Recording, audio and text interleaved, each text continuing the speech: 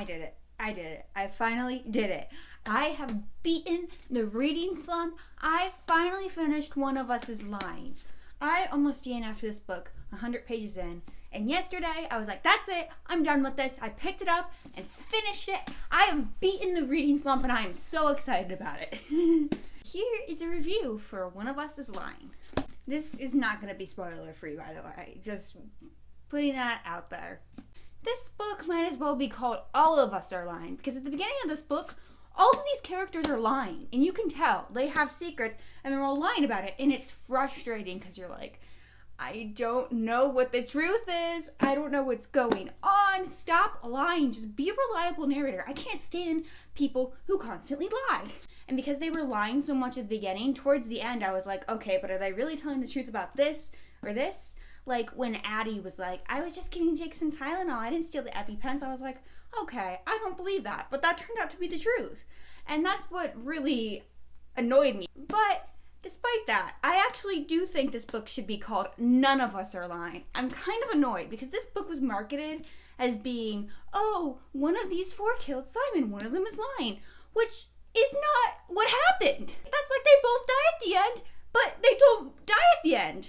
Do they not die at the end? I actually have not read that book and I'm kind of questioning it now. So I think I'm most annoyed about the end. When I found out like what really happened, what happened to Simon, I was just like, oh. Like when Chris first suggests, what if he did this to himself? Like, obviously that kind of passed through my mind, but I was like, oh, that can't be it. That seems an easy way out. I feel like it's been done before. And it was just like, oh, that's it?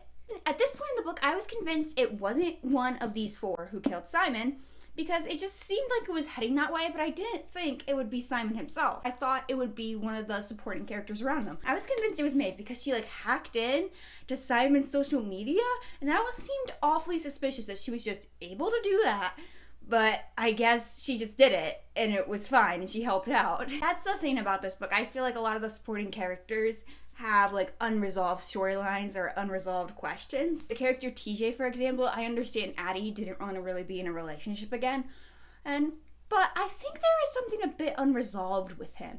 And Keely is what annoyed me the most because I understand why Cooper broke up with her. I think Keely deserved a better explanation. I wish she and Cooper had a conversation where like they figured things out and they weren't mad at each other, or at least we saw more of her reaction to what was actually really going on. I was a bit upset with that. So, One of Us is Lying follows four characters. Bronwyn?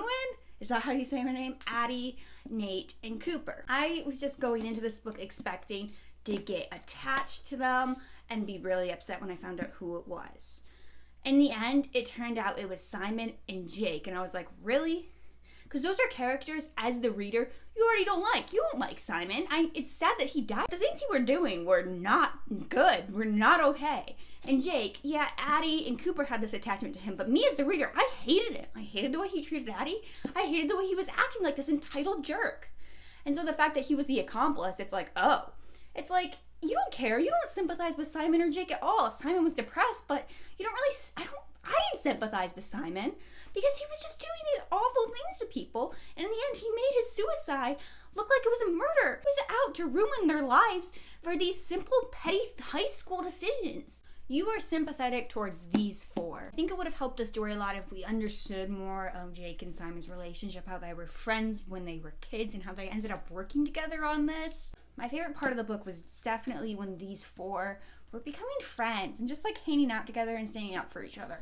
And that's what I wish we got more of. I think that wasn't really happening until towards the end, and I just wish there was so much more in it because you're invested in them. When I first started, Bronwyn was my favorite character, and I was convinced at first she was lying about it and she was doing it, and maybe she did it with Nate, but obviously none of them did it. And towards the end, Bronwyn kind of fell flat for me, and Addie became my favorite because I really liked her character development, her journey without Jake.